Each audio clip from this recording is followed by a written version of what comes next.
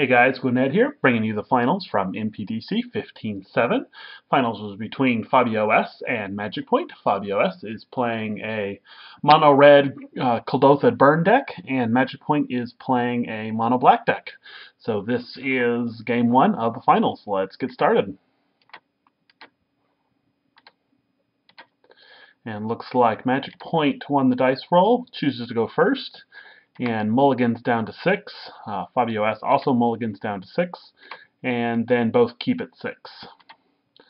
So Magic Point goes ahead and pays the 2 life and summons the Vault Scourge. Pretty good opener for him. This actually is a nice piece of for mono black. Just the ability to gain life is actually something that's pretty useful, especially if you can use some equipment to pump this up. It can actually be a pretty significant life swing, and of course the fact that it's flying, the fact that you can play it turn 1, all those are definitely big advantages. It's a card I've underestimated, but I think it's actually better than I probably gave it credit for.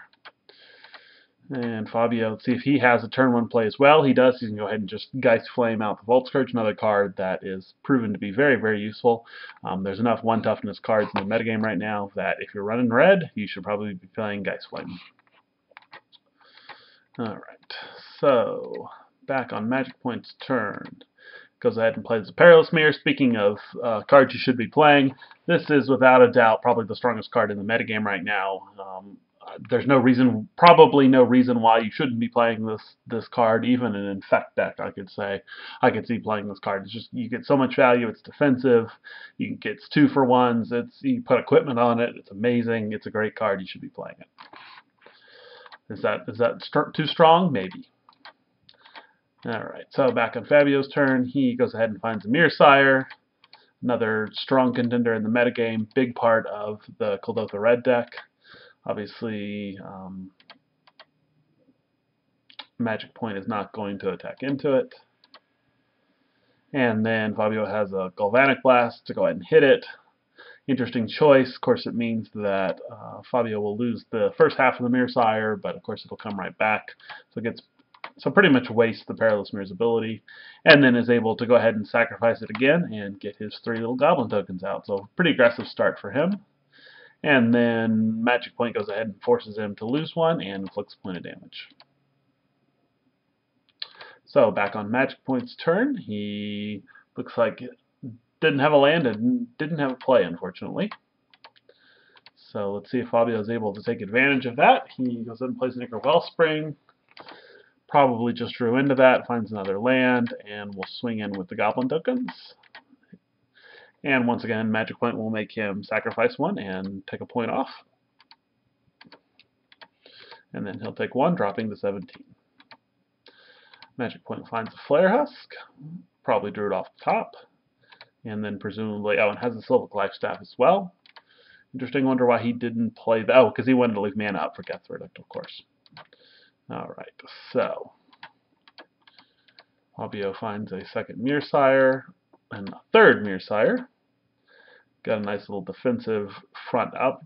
Decides not to swing in with the Goblin. I probably would have swung in there, block. I'm not really sure why he didn't swing in there. Magic Point draws a land, goes ahead and equips up the Germ, and finds a second Lifestaff. Presumably, yep, he'll equip that as well. And now he's just going to hold back. I guess that makes sense. If he swings in, I don't know, he could have swung in there for 3, would have taken 3 back. Life totals are pretty similar. Probably not going to block it. I guess it does keep Fabio from attacking, though, which is probably better, considering that Kuldotha red is definitely going to be the more aggressive deck most of the time. Goes ahead and flashes back Geist Flame, but of course Magic Point's going to get just a bunch of life here, 6 to be exact. Puts him up to 23, and then he'll swing in and drop him to 20. And looks like Magic Point doesn't have a play, just goes ahead and passes the turn back. Fabio finds a second Wellspring, another land, and swings in with the team. And Magic Point has to waste Doomblade on a token. Of course, I guess in this deck, when you're playing against Kuldotha red, pretty much all of their cards are little 1/1 dudes, so you're never going to really have a better target for your Doomblades. It's just sad, but so it goes. And Magic Point once again has no play. Fabio swings in with the Mearsires and finds a third Geth's Verdict. Inflict a point of damage and take one of them out. Of course, the Mearsire replaces itself, but he does save himself a point of damage that way. And he is going to follow that up with a Brimstone Volley to draw a magic point to 12. The fact that he's not finding any creatures and not making any plays is definitely not helping him. So he'll take another 2 here. Oh no, he's going to go ahead and grasp the little mirror token. Save himself a point of damage. Drop to 11. And back. Let's see. He's got to play this time. Finds a Gravedigger. Alright. So go ahead and he's going to pull out the Vault Scourge, get a little extra life out of it. Makes sense. See if Fabio can press in before Magic Point's able to stall out the board. Doesn't have a play there. He will suit up the Gravedigger and swing in here. Fabio elects not to block and presumably has another play here since he didn't play the, of course he has the Vault Scourge, which he will then suit up. And it gets Galvanic Blast in response. That makes sense. Keep it from gaining him any life. And he might as well equip the other Life Staff. Yeah, which he does. And passes it back. Fabio finds yet another mountain, definitely for a burn, a little flooded, but not much you can do there. Goes ahead and plays out his third Wellspring, which replaces itself. Swings in for 1, and doesn't find anything to play. Alright, back on his turn, he's going to go ahead and suit up that Gravedigger to a very impressive 5-3. Swing in for 5 here. Fabio might have wanted to actually hold the Mearsire back. I don't know if taking 5 was worth getting in for that single point of damage. Probably was a mistake there.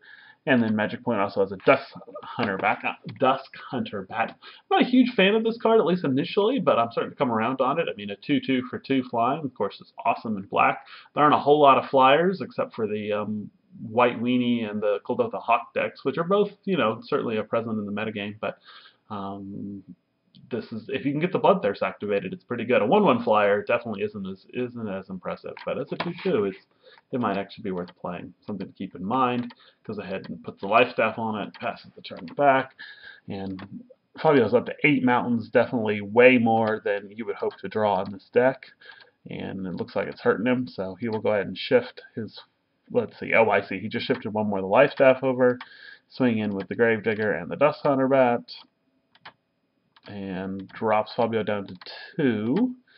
Doesn't look like, yeah, and he still doesn't have a play. This is probably going to be how the game ends right here.